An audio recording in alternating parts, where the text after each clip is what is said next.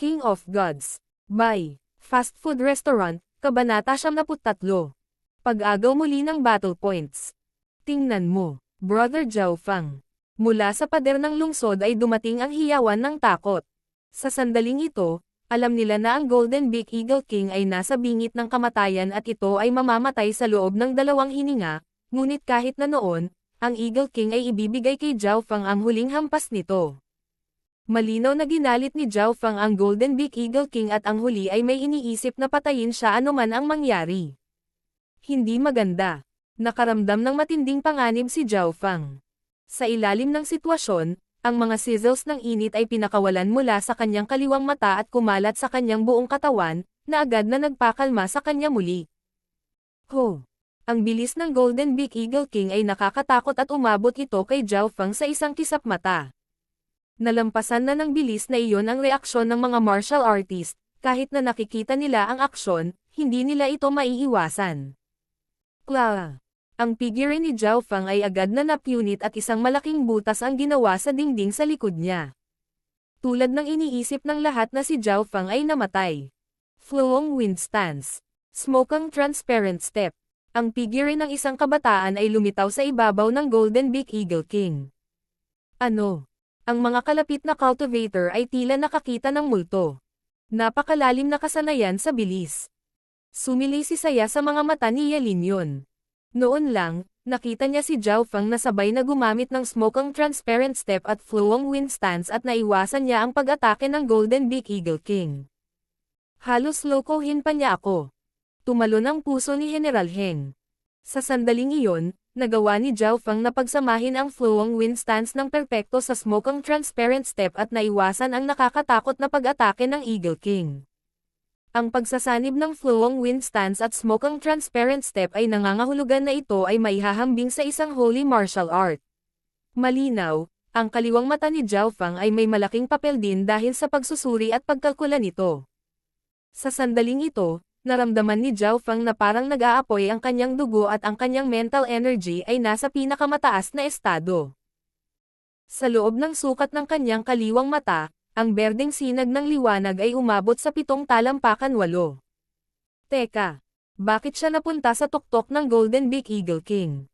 Naisip ng mga kalapit na cultivator.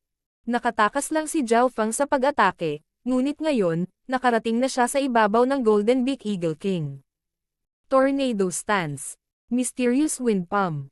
Isang malamig na liwanag ang kumislap sa mga mata ni Zhao Fang nang lumitaw ang isang asher na liwanag sa kanyang palad na pabilis ng pabilis at sa wakas ay lumipad ito sa ulo ng Golden Beak Eagle King.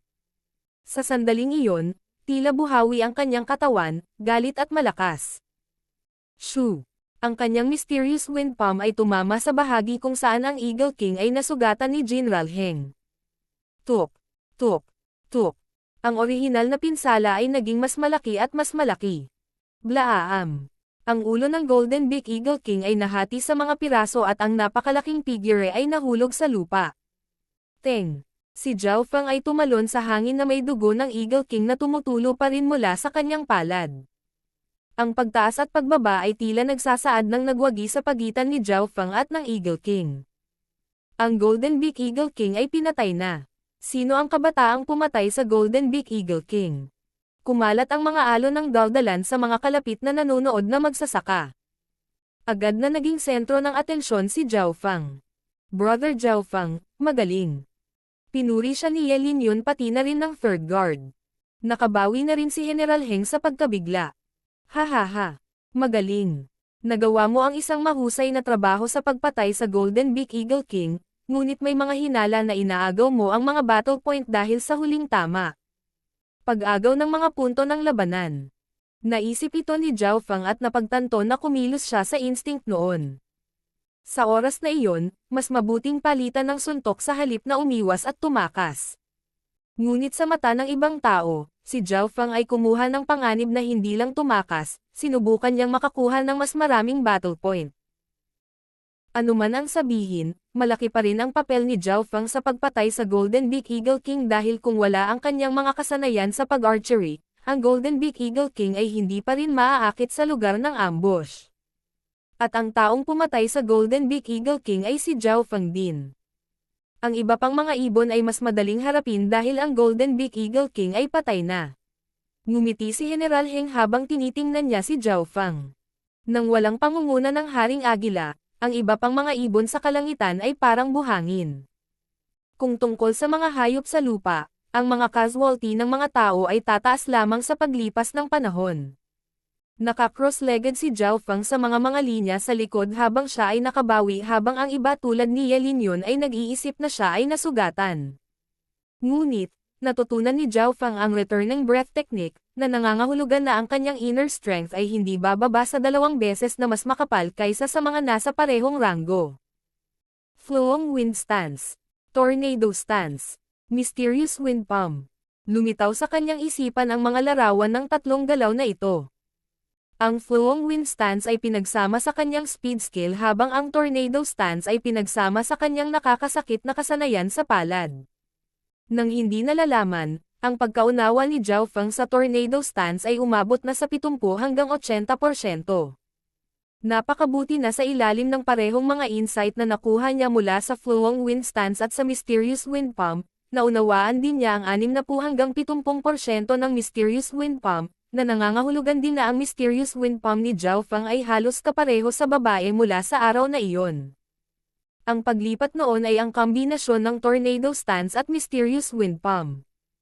Ang brat na ito ay nakakuha ng isa pang madaling pagpatay. Tumingin si Fang Hanyo kay Zhao Fang na may gulat sa kanyang mga mata. Sa huling misyon ng pagpatay, inagaw din ni Zhao Fang ang mga puntos para sa pagpatay sa lider ng bandido at sa pagkakataong ito ay lalo siyang nabaliw. Kinuha niya ang pagpatay para sa Golden Beak Eagle King mula sa mga bibig ng ika-8 at ika-9 na ranggo. Sa mata ng maraming tao, ang mga kilos ni Zhao Fang ay isa pang halimbawa ng pagkuha sa mga punto ng labanan ng iba. Ang taong iyon ay pumatay ng isang pinakamataas na antas na nakamamatay na hayop. Napaawang ang bibig ni Beimoy. Mula sa simula ng labanan hanggang ngayon, si Beimoy ay nakikipaglaban sa isang pinakamataas na antas na nakamamatay na hayop at siya ay tinambangan pa ng Golden Beak Eagle King. Sa lahat ng laban na iyon, hindi pa rin niya kayang patayin ang kanyang kalaban habang ginawa na ito ng bagong disipulo, si Zhao Fang. Patayin. Patayin. Ang moral ng mga tropang Guanzhen ay tumaas ng paulit-ulit nilang nagawang itulak pabalik ang kawan ng hayop. Ho! Matapos tingnan ang kanyang mga kaliwanagaw, muling tumayo si Zhao Fang. Noon lang, naabot na niya ang mas mataas na taas sa pag-unawa sa Tornado Stance at Mysterious Wind Palm.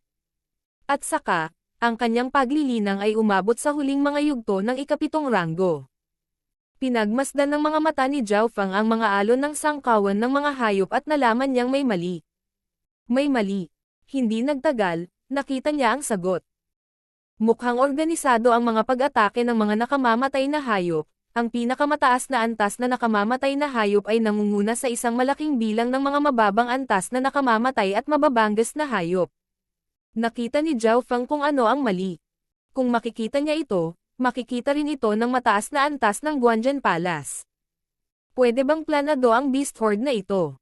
Si Ye Linyon, General Heng at ang iba pa ay lahat ay kainahinala. Sa laban, kukunin ni Zhao Fang ang kanyang Golden Stairs bow at ilalabas ang arrow ng sunod-sunod na arrow, na binababa ang isang malaking bilang ng mga nangungunang nakamamatay na hayop. Biglang naging magandang tanawin.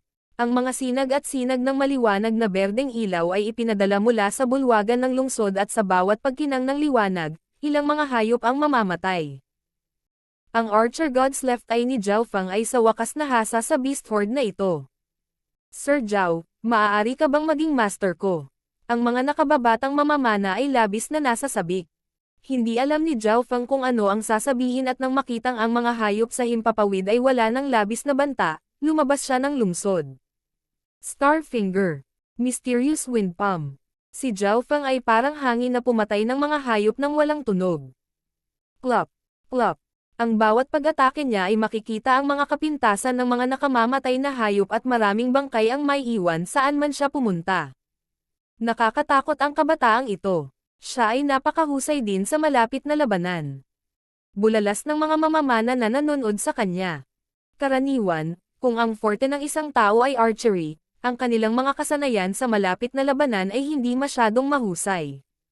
Ngunit si Zhao Fang ay isang halimaw, hindi lamang mahusay ang kanyang mga kasanayan sa pag-archery, ang kanyang mga kasanayan sa malapit na labanan ay magaling din. Ang potensyal ni Zhao Fang ay hindi mas mahina kaysa sa Beimoy. Ngunit nakalulungkot, siya ay isang panlabas na disipulo lamang ng master at hindi niya makukuha ang lahat ng mga pangunahing kasanayan. Napabuntong hininga si Ye Linyon at umiling. Matapos ang matagal na pagpatay, nakaramdam si Zhao Fang ng pamilyar na malamig na aura. Shua! Binuksan niya ang kanyang kaliwang mata at nalaman niyang 10-10 milya ang layo, isang nakatalukbong na figure ang nakaupo sa ibabaw ng isang itim na ibon. Sa ilalim ng hood, isang pares ng ice blue na mata ang makikita. Siya yon. Tumalon ang puso ni Zhao Fang, ang figure ay ang nakita niya noong araw na iyon sa loob ng Sky Cloud Forest. Roar! Sa sandaling ito, isang nakakatakot na dagandong ang tumunog, ang aura ng may-ari ng dagandong ay maraming beses na mas malakas kaysa sa Golden Beak Eagle King. Ang isang dagandong na iyon ay nagdudulot sa daan-daang libong mga hayop na manginig sa takot. Sa sandaling ito, ang pinakamataas na antas ng nakamamatay na mga hayop ay tumigas habang ang paghanga at takot ay lumitaw sa kanilang mga mata. Naramdaman ng mga tao ang pagtalon ng kanilang puso. Pay! Pay! Pay! Ano ang nangyayari? Naramdaman ni Zhao Fang na nanjing-inag ang kanyang dugo at ang tunog ng kalabog ay nagmula muli sa kanyang kaliwang mata. Ano ang aura na ito na higit pa sa Pick-tier Deadly Beasts? Sina Ye Linyon, Third Guard at ang boses ni General Heng ay bahagyang nanginginig. Isang nakakatakot na aura ang dumurog patungo sa lungsod at napayuko ang daan-daang libong mga hayop na parang nakikita nila ang kanilang hari. King of Gods, Kabanata 74. Lord Tier Deadly Beast. Ang nakakatusok na alulong ay nagpatahimik kapwa sa mga tao at mga hayop na ang huli ay nakaluhod pa sa lupa na parang nakakita sila ng isang hari. Malayo sa gitna ng kawan ng mga hayop, isang landas ang nabuo. Ano ang bagay na naglalagay ng takot sa mataas na antas na nakamamatay na mga hayop? Ang mga cultivator sa tuktok ng pader ng lungsod ay nakatuon sa landas. Dahil si Zhao Fang ang may pinakamahusay na paningin, nakita niya ang isang purong itim na uri ng aso na nakamamatay na hayop na naglalakad palapit sa kanila. Ang itim na aso ay kasing laki ng lobo na humigit kumulang 1.5 metro ang haba at ito ay maliit kumpara sa iba pang mga hayop. Aso. Gustong tumawa ni Zhao Fang, ngunit hindi niya magawa. Bawat hakbang ng aso ay magpapakita ng nakakatakot na aura at kapag ang mga mata ni Zhao Fang ay tumingin sa mga mata ng napakaitim na aso, pakiramdam niya ay nagliliyab siya. Pwede bang? Isang Lord Tier na nakamamatay na hayop. Nakahinga ng maluwag si General Heng nang sumili ang takot sa kanyang mga mata. Kailangang malaman ng isa na si General Heng ay nasa pinakamataas na 9 na ranggo at isa siya sa pinakamalakas na magsasaka dito. Lord Tier Deadly Beast. Namuti ang mga mukha ng mga cultivator, alam nilang lahat ang mga chismis tungkol sa mga Lord Tier Deadly Beast. Ang mga nakamamatay na hayop ay nahati sa mababa at mataas na antas at ayon sa pagkakabanggit ay maihahambing sila sa martial artists at martial masters, ngunit ang mataas na antas na nakamamatay na hayop ay hindi ang pinakamataas na ranggo. Sa itaas ng mataas na antas na nakamamatay na hayop, mayroong ilang nakakatakot na pag-iral, ang Lord Tier Deadly Beasts. Sinasabi ng mga chismis na ang isang Lord Tier Deadly Beast ay maaaring sirain ang isang buong bansa. Sa ibabaw ng pader ng lungsod ng lalawigan ng Guanzhen, ang ilan sa mga cultivator ay natakot sa kanilang talino. Sa ilalim ng papalubog na araw, daan-daang libong nakamamatay at mababanggas na hayop ang yumuko, nakaharap sa Lord Tier Black Dog habang ang huli ay dahan-daang naglalakad patungo sa lungsod. Bagamat hindi umatake ang Lord Tier Deadly Beast, malamig nitong sinulyapan ang mga tao at mga cultivator gaya ni General Heng, manginig si Ye Linyon ng 9 na ranggo. Sa ilalim ng isang scan na iyon, nakumpirma ng Lord Tier Deadly Beast kung sino ang pinakamalakas na tao sa mga cultivator. Pigilan mo siya. Ipasa ang impormasyon sa ating Panginoon. Lumitaw ang ilang pilak na figure sa tuktok ng isang kalapit na tore. Shua. Shua. Number 1, Number 2, Number 4. Bulalas ni Third Guard. Dumating na ang unang 4 ng Guanzhen Corps kasama ang unang guard na naabot ang kalahating hakbang na Holy Martial Path. Huminga ng malamig si Ye Linyon. Kalahating hakbang lang ang layo ng First Guard mula sa Holy Martial Path. Pumunta ka. Ang tatlong pilak na figure ay tumalon pababa at nakarating sa Lord Tier Deadly Beast sa isang iglap. Unang guard, second guard, third guard at fourth guard. Ang pinakamalakas na apat sa Guandian Corps ay bumuo ng kalahating bilog sa paligid ng Lord Tier Deadly Beast, na pinatigil ito. Mga cultivator ng ika-9 na ranggo, tumulong kayo. Mataimtim na ibinigay ni General Heng ang utos. Alam niya na ang apat na gwardya lamang ay malamang na hindi kayang pigilan ang Lord Tier Deadly Beast na kayang sirain ang isang buong bansa. Shua. Hindi nagtagal, lumitaw ang isa pang ilang cultivator ng ika-9 na ranggo. Sa ibabaw ng pader ng Longsod, ang ilan sa mga mamamana ay nagbukas ng kanilang mga busog, inilabas ni Zhao Feng ang kanyang Golden Stairs bow at binuksan din ito. Woo! Malamig na tinitigan ng itim na aso ang mga tao sa ibabaw ng pader ng lungsod na parang may emosyon. Sky Heavenly Death Net. Ang apat na dakilang Guandian Corps ay naging silver blurs, may hawak silang maiikling mga blades at nagpadala sila ng net ng mga hiwan na bomb alot sa Lord Tier Deadly Beast. Ang Sky Heavenly Death Net na ito ay ginawa ng lahat ng apat na gwardya at ang kapangyarihan nito ay nalampasan ang normal na Holy Martial Arts. Kahit na nasa malayo si Zhao Feng, tumalon ang kanyang puso. Alam niya na kung mahulog siya sa Sky Heavenly Death Net na ito, hindi siya makakahanap ng anumang mga depekto kahit sa kaliwang mata niya. Ang mga normal na cultivator na nasa ika-9 na ranggo ay agad na masisira kung sila ay nakulong dito. Sa loob ng 10 taon, walang nakatakas sa pagkilos na ito ng apat na gwardya at ngayon, ang pagpatay na ito ay damapo sa Lord Tier Deadly Beast. Shoo! Ang itim na aso ay walang kahit saan upang tumakbo o umiwas habang ang lambat ay napapalibutan ito sa bawat direksyon. Woo! Isang layer ng itim na apoy ang lumitaw sa aso at isang nakakatakot na aura ang bomb alot sa paligid nito. Ang Lord Tier Deadly Beast ay random na nag-swipe gamit ang isang paa at agad itong nagdulot ng isang itim na liwanag na ilang metro ang haba. Ang simpleng pag-swipe ay tila naglalaman ng isang malalim na martial art na napunit ang isa pang dimensayon. Crop. Nabasag ang Sky Heavenly Death Net. Dang. Ang mga sandata ng kapwa pangalawa at ika-4 na gwardya ay nahulog sa sahig na basag habang ang dugo ay tumagas mula sa kanilang mga bibig. Namutla ang ekspresyon ng una at ikatlong guard habang nanigas ang kanilang katawan. Nakatayo sa ibabaw ng pader ng lungsod, naninikip ang puso ni Zhao Feng nang makita niya ang pag-swipe ng Lord Tier na nakamamatay na hayop. Dahil sa mga mata niya, parang martial art ang pag-swipe. Ang mga nakamamatay na hayop ay marunong ng martial arts. Siguro si Zhao Feng lang iyon, ngunit naramdaman niya na ang paglipat mula sa Lord Tier Deadly Beast ay parang katulad ng mysterious wind palm ng batang babae pabalik sa kanyan. Shoo! Ang Lord Tier Deadly Beast ay tumapak sa lupa at isang layer ng pitch flames apoy ay ipinadala sa bawat direksyon habang ito ay basagin ang lupa. Iwasan mo, bulalas ni First Guard habang galit na galit niyang nilaslas ang kanyang talon sa itim na apoy. Ganon din ang ginawa ng ibang mga guard.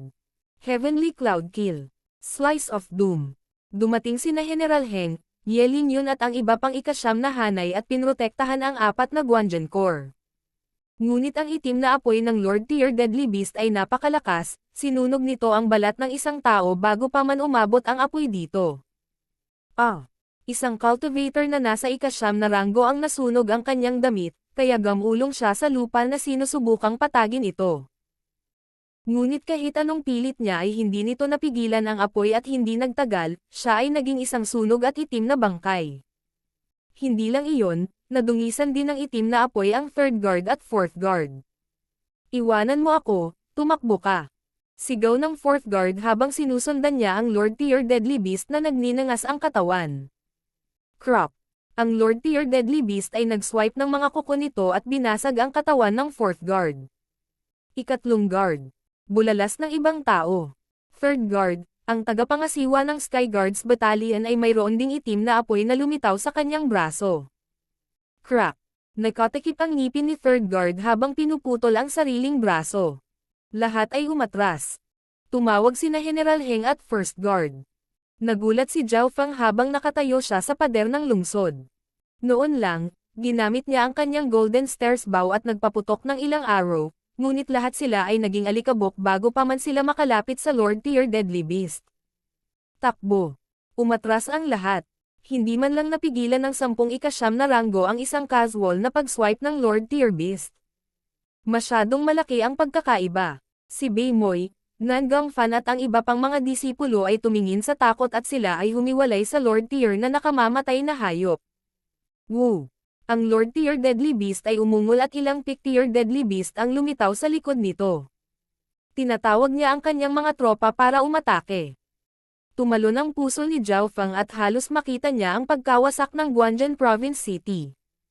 Ang alamat ng isang Lord Tyr na nakamamatay na hayop na sumisira sa isang bansa ay isang alamat lamang, mangyayari ba ito sa Cloud Country? Nang ang mga cultivator ay nasa kawalan ng pag-asa, ang tunog ng hangin ay nagmula sa likuran. Sinong bastos ang nang-ahas na pumasok sa teritoryo ko? Isang malalim na boses ang umalangaw mula sa himpapawid. So, isang pilak na liwanag ang sumilay sa hangin. Iyon ay ang kaliwang mata ni Zhao Feng at nakuha niya ang imahe ng isang nasa katanghaliang gulang na lalaki na nakasuot ng pilak gintong robe na lumilipad sa himpapawid na parang Diyos. Sa isang iglap lang, gumalaw na ang lalaki ng 200 metro. Lumilipad. Makakalipad ba talaga ang tao? Nakilala ni Zhao Feng ang taong iyon, si Lord Guanzhen. Isang gintong pilak na nakadamit na nasa katanghaliang gulang na lalaki ang huminto sa himpapawid sa harap ng Lord Tyr na nakamamatay na hayop. Illusion Ripple ang execution. Ikan-away ni Lord Guanzhen ang kanyang mga kamay nang lumitaw ang isang silver light. Agad, isang tunog na kasing lakas ng kulog ang lumitaw at ang 8 metrong haba na pilak na ilaw ay malakas na tumusok patungo sa kinaroroonan ng Lord Tyr Deadly Beast. Woo! Lumitaw ang pag-iingat sa mga mata ng itim na aso ng ice swipe nito ang kanyang paa ng itim na apoy sa silver light. Boom! Pinabugan ng magulong hangin ang lahat sa loob ng 20 metrong radius at nag-iwan ito ng malalim na butas kung saan nagbanggaan ang mga puwersa. Kasabay nito, ang mga nakamamatay na hayop sa kalapit na Pick Tyr ay napaungol sa takot at paghihirap habang sila ay naging alabok. King of Gods, Kabanata 75. Lumitaw ang nakatalukbong na figure. Lord Guanzhen. My Lord. Ang walang limitasyong bilang ng mga sigaw ay nagmula sa pader ng lungsod. Ye Linyon, General Heng, Third Guard at ang iba pang 9 na hanay ay lumuwag. Lahat ay tumingin sa gintong pilak na nakadamit na nasa katanghaliang gulang na lalaki na may pananabik, paghanga at paggalang. Ang lalaki ay mukhang isang Diyos, na may pilak na kinang na nakapalibot sa kanya habang siya ay nakipag-away sa Lord Tyr Deadly Beast sa isang kisap mata. Ang enerhiya ay nananatiling agad na pumatay sa kalapit na Pick Tyr na nakamamatay na mga hayop, na ikinagulat ng lahat. Woo! Lumilitaw ang mga galos ng dugo sa napakaitim na aso habang nakatingin ito kay Lord Guanzhen ng may pag-iingat. Mabuti. Papatayin ni Lord Guanzhen ang Lord Tyr Deadly Beast. Ang mga ekspresyon ng taong cultivator na nawalan ng pag-asa ay naging kagalakan at mga inaasahan. Sa kanilang mga mata, si Lord Guanzhen ay isang Diyos na kayang talunin ang sinuman sa mundo. Nagpakawala ng hininga si Zhao Feng habang nakatayo sa ibabaw ng pader ng lungsod. Noon pa lang, naghanda na siya para tumakbo kung ang lahat ay magiging masama at nasuri na ng kanyang kaliwang mata ang pinakamagandang landas na tatahakin. Sa sandaling ito, iniskan ng kaliwang mata ni Zhao Feng si Lord Guanzhen at ang Lord Tyr Deadly Beast. Walang alinlangan, ang kapangyarihan nila ay nalampasan ang 9 na hanay ng martial path at nakapasok sa Holy Martial Path. Shua! Bumaba mula sa himpapawid si Lord Guanzhen at nagpadala siya ng alon ng hangin patungo sa kanyang paligid. Nalampasan ni Lord Guanzhen ang 9 na hanay ng martial path at gamit ang kanyang kapangyarihan, magagamit niya ang hangin para tulungan siyang lumipad saglit. Pagtatapos ni Zhao Feng, lumilipad, iyon ang pangarap ng walang limitasyong mga tao. Bagamat hindi makakalipad ang mga cultivator ng Holy Martial Path, ang kapangyarihan ay nagpasindik pa rin sa mga nasa 9 na ranggo na tumingin sa kanila ng may pagkamangha. Basta, ito ang mundo ng mga tao, bumalik sa Sky Cloud Forest. Buong pagmamalaking tumayo si Lord Guanzhen sa lupa at nagutos. Sa ilalim ng presyon ng kanyang Holy Martial Path, ang daan-daang libong mga hayop ay nanginginig sa takot. Kung wala ang Lord Tier Deadly Beast, nakatakas na sila. Pay. Naramdaman ni Zhao Fang ang ilang uri ng pressure at sizzles ng init na nagmumula sa kanyang kaliwang mata at ito ay inilabas sa kanyang buong katawan. Pinalapit nito ang liwanag sa loob ng sukat ng kanyang kaliwang mata sa 7 talampakan. Dahil sa pagbabagong ito, mas bumilis ang tibok ng puso ni Zhao Fang, mula nang sumanib siya sa mata na ito, naramdaman ni Zhao Fang ang walang limitasyong potensyal na paulit-ulit. Sa sandaling ito, ang kanyang paglilinang ay tumataas sa ilalim ng presyon sa labas. Ngayon, naramdaman ni Zhao Fang na ang kanyang potensyal sa hinaharap ay lumampas sa half-spiritual body. Sa mismong pag-iisip niya, sumiklab ang labanan sa ibaba. Woo! Ang Lord Tier Deadly Beast ay nagwagayway ng kuko nito at tulad ng itim na kidlat na tumatama sa kalangitan, isang sabog ng kapangyarihan ang Sumire sa lahat sa loob ng 30 metro. Ang pinsala lamang mula rito ay nagpanteng ang ulo ni Zhao Fang. Kung hahayaan nila ang Panginoon na maglagay ng nakamamatay na hayop sa Guanzhou Province City, hindi maiisip ang resulta. 10 cross ripple ang execution. Ang braso ni Lord Guanzhou ay naging matalim na kulay pilak at sa isang iglap, isang maliwanag na kidlat ang tumalsik sa hangin na pumutol sa pag-atake ng Lord Tier Deadly Beast. Boom! Nanginginig ang lupa habang natatakpan ng alikabok ang hangin. Sa susunod na sandali ay nawala ang dalawang figure. Pay. Boom. Si Lord Guanzhou at ang Lord Tier Deadly Beast ay mabilis na nagpalitan ng suntok, at ang natitirang enerhiya lamang ay agad na pinatay ang mga kalapit na ibon. Ang dalawang figure ay maliit kumpara sa iba pang nakamamatay na mga hayop, ngunit ang aura na kanilang pinalabas ay nagpang-inag sa ibang mga hayop sa takot. Ang mga cultivator sa pader ng lungsod ay nagpipigil ng hininga habang nanonood, kahit na hindi nila maintindihan kung ano ang nangyayari.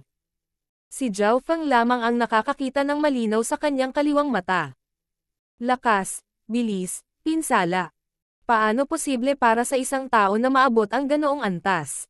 Huminga ng malalim si Zhao Fang at dahil mas malinaw ang nakikita niya, naunawaan niya kung gaano kalakas ang mga cultivator ng Holy Martial Path.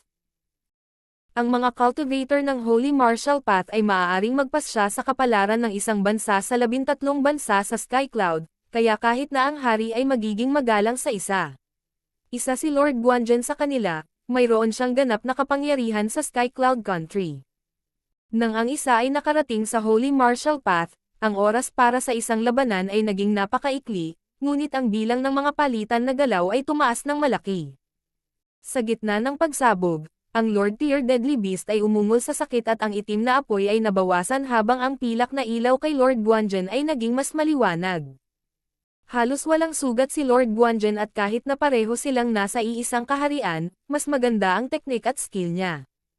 Tinitigan ni Zhao Fang ang dalawang figure. Woo! Ang takot at pag-iingat ay lumitaw sa mga mata ng Lord Tier Deadly Beast habang mabilis itong umatras. Ang mga aksyon nito ay naging sanhi ng daan-daang libong mga hayop sa likod upang masira sa kaguluhan. Tumakas. Malamig na tumawa si Lord Guanzhou at iwinagayway ang kanyang braso sa hangin. Habang ginagawa niya iyon, isang 8 metrong haba na liwanag ang lumipad sa Lord Tier Deadly Beast, nag-iwan ng sugat na napunta sa buto. Dalawang figure ang hamabi sa kawan ng hayop. Hahaha. Ang mga bastos na ito ay umaatres, lahat ay umaatake. Ang mga hayop ay may magagandang materyales, na maaari nating ibenta para sa ginto. Ang mga cultivator ng Guanzhou Province City ay nagsaya habang sila ay naniningil palabas ng lungsod. Nan Gongfan, Zhao Fang, Zhao Fei at Fang Hanyo. Susundan natin at panoorin kung paano pinatay ni Master ang isang Lord Tier Deadly Beast. Tuwang-tuwang sabi ni Qing Yangshan. Sa kabilang banda, sinundan na ni Beimoy si Lord Guanzhou palabas. Mga tropa, sumulong. Nag-utos si General Heng na salakayin ng mga tropa at magsasaka ang tumatakas na kawan ng mga hayop. Okay, tumanggaw si Zhao Fang at sumama siya sa iba pang mga disipulo patungo sa kanilang master. Masyadong interesado si Zhao Fang sa kung paano lumaban ang mga magsasaka ng Holy Martial Path. Nakikita ng kanyang kaliwang mata ang tanawin ni Lord Guanzhou at ng Lord Tier Deadly Beast na nag-aaway. Pagkatapos maghabol ng 10 milya, Huminto si Lord Guanzhen at ang Lord Tyr Deadly Beast malapit sa isang kagubatan. Puno ng mga pinsala ang Lord Tyr Deadly Beast at tumutulo ang dugo habang nakaluhod ito sa lupa at hindi makagalaw. Naninigas ang katawan ni Lord Guanzhen at hindi siya kumikibo. Ano ang sitwasyon? Bahagyang nagtaka si Zhao Fang. Sa sandaling ito, si Bei Moy, na 8 milya ang layo, ay hindi nakikita ng malinaw kung ano ang nangyayari. Ngunit si Zhao Fang, na 10 milya ang layo, ay nakita ang sitwasyon. Ang Lord Tyr Deadly Beast ay hindi lumuluhod dahil kay Lord Guanzhen, dahil nakaharap ito sa likuran. Sinong nandyan? Si Lord Guanzhen ay sobrang solemn na habang naglalabas siya ng nakakatakot na lakas ng pag-iisip. May Yufan cultivator sa Guanzhen Province City. Isang nakatalukbong na figure ang nakaupo sa ibabaw ng isang itim na ibon. Sa ilalim ng hood, isang pares ng malamig na mga mata ang nakatitig kay Lord Guanzhen habang tumatawa ito. Siya yon. Nanginig ang puso ni Zhao Fang nang makita niya ang eksenang ito na may layong 10 milya ang layo.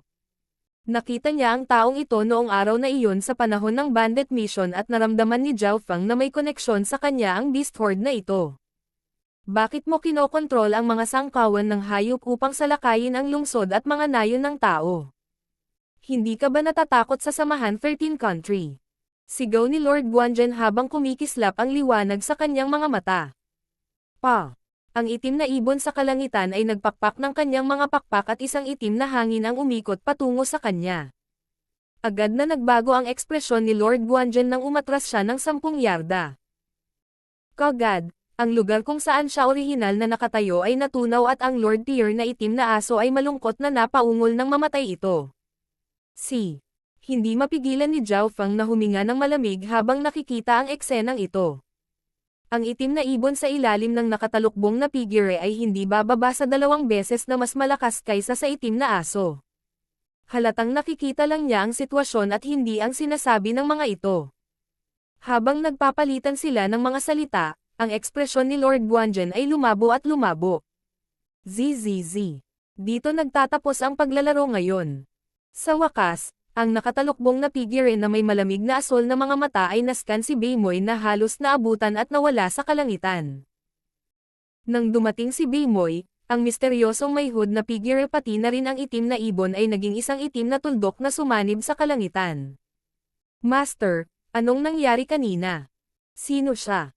Nagtataka na tanong ni Bei Moy habang nakatingin sa kung saan nawala ang nakahood na figure. Natahimik sandali si Lord Guanzhen bago siya nagpakawala ng hininga. Lumalabas ang panganib para sa 13 bansa ng Sky Cloud Forest. Ngunit pagkakataon din ito para sa iyo. Habang sinasabi niya iyon, umaasang tumingin siya sa mga alagad sa likuran niya. Isang pagkakataon. Dumating na sina Zhao Fang, Qing Yangshan, Feng Hanyo at Zhao Yufei. King of Gods, Kabanata 76. Tipak ng isang malaking bato ng yelo. Ang bangkay ng nakamamatay na hayop ng Lord Tyr ay nakahiga sa malapit na lupa. Si Lord Guanzhen ay nakatayo sa likod ng kanyang mga kamay sa harap ng halimaw, tinitingnan ang kanyang 6 na disipulo. Bei Moy, Yang Qingshan, Nan Gangfan, Feng Hanyo, Zhao Fang at Zhao Yufei. Ang 6 na kabataan ay mga elite prodigies ng Guanzhen Province City, ngunit ang atensyon ni Lord Guanzhen ay pangunahing nakatuon kay Bei Moy. Isang pagkakataon. Kumislap ang mga mata ni Zhao Fang, hindi niya alam kung ano ang ibig sabihin ni Lord Guanzhen. Habang papunta rito, nakita ni Zhao Fang ang nangyari sa pagitan nilang dalawa, kasama na ang lahat ng aksyon. Pero hindi niya narinig ang pinag-uusapan nila. Master, anong ibig mong sabihin? Tanong ni Feng Hanyo, hindi maitago ang kanyang pag-uusisa. Ang pinakamalaking pagkakataon na kailangan niyang baguhin ang kanyang kapalaran ay ang maging alagad ni Lord Guanzhen. Sa kanyang pagtatanong, lahat ay umaasa si Yang Qingshan at ang iba pa. Ang pagkakataong ito ay hiling din ng iyong master. Mahinang bumantong hininga si Lord Guanzhen habang ang kanyang mga mata ay nakatingin sa malayo na may pananabik, puot, pag-asa at iba pang masalimuot na emosyon. Bilang isang taong may ganap na kapangyarihan sa Guanzhen Province City, ano ang maaaring magbigay sa kanya ng napakaraming emosyon? Nakakita rin si Zhao Feng ng katulad na emosyon noong araw na iyon sa Spiritual Martial Hall. Ngunit sa oras na iyon, ang emosyon ni Lord Guanzhen ay dumaan sa isang iglap na tanging si Zhao Feng lang ang nakakakuha nito. Tinanong niya noong araw na iyon kung bakit naghanap si Lord Guanzhen ng napakaraming henyo. Lord Guanzhen ay upang matupad ang isang hiling. Hiling. Ano kaya ang hiling niya? Isang hiling na hindi man lang niya makamit at maaasahan lamang sa nakababatang henerasyon. Teng. Sa oras na ito, ang kalapit na malalakas na cultivator kabilang sina Ye Linyon at General Heng ay tumungo, ngunit itinaas ni Lord Guanzhen ang kanyang kamay at sinenyasan silang umalis. Bagamat si Ye Linyon, si General Heng at ang iba ay bahagyang nakikiusyoso, umalis sila nang walang pag-aalinlangan. Ang eksena ay nagpaunawa sa 6 na kabataan na si Lord Guanzhen ay may mahalagang sasabihin. May nakita ba sa inyo ang misteryosong tao na nakatalukbong? Parang iniba ni Lord Guanzhen ang paksa. Oo, nakita siya ng disipulong ito noong huling beses sa Sky Cloud Forest. Agad na sagot ni Zhao Feng.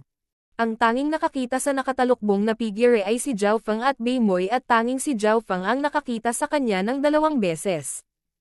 Oh. Tumingin si Lord Guanzhen kay Zhao Feng, bahagyang natigilan. Sa tingin mo, gaano siya kalakas? Napakalakas. Naisip ni Zhao Feng kung paano ginawa ng figure ang kanyang mga galaw ng 2 beses at ang kanyang puso ay hindi maiwasang manlamig. Ngumiti si Lord Guanzhen bago nagtanong. Sa tingin mo ba ay mas malakas siya kaysa sa akin? Ito. Hindi akalain ni Zhao Feng na magtatanong ng ganitong klaseng tanong ang kanyang master. Sa ilalim ng tingin ng isang taong nakarating na sa Holy Martial Path, nakasagot lamang si Zhao Feng. Sa personal, iniisip ng disipulong ito na ang kalaban ay kapantay man lang ni Master, kung hindi man, mas malakas pa. Dahil mayroon siyang misteryosong kaliwang mata, tumpak na tumpak si Zhao Feng kung gaano kalakas ang isang tao. Ang sagot niya ay naglalaman pa rin ng bahagyang pag-aalinlangan dito. Zhao Feng, ano ang sinasabi mo? Gaano kakalakas loob na tingnan ang master at purihin ang kaaway? Agad na bulalas ni Nan Gongfan. Ang kilay ni Beimoy, Yang Qingshan at Feng Hanyo, halatang hindi sila naniniwala sa kanya. Sa Cloud Country, si Lord Guanzhen ay isang maalamat na figure na may pinakamataas na kapangyarihan at katayuan. Ang pagiging mga alagad ng gayong tao paano sila hindi magtitiwala? Si Zhao Yufei lang ang naniwala kay Zhao Feng. Nagmula ito sa isang bagay na hindi niya maintindihan.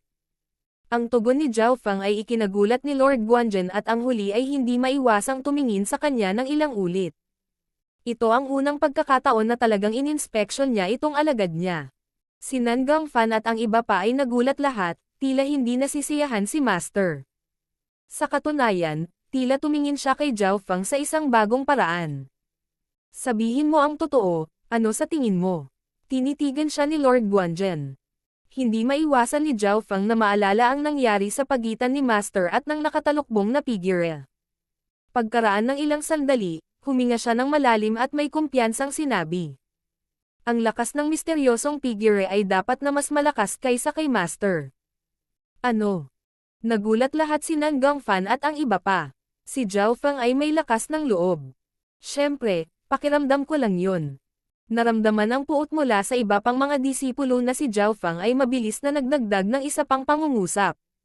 Sa katunayan, ang lakas ng taong iyon ay higit sa akin. Mabagal na tumunog ang boses ni Lord Guanzhen habang tinitingnan niya si Zhao Feng. Ano?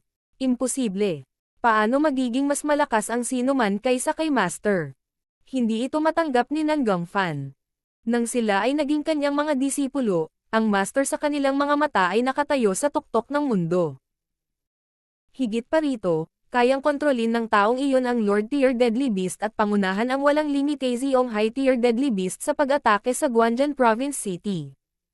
Sa ilalim ng sitwasyong iyon, kahit ako ay walang magagawa para pigilan ang pagkawasak ng Guanzhen Province City.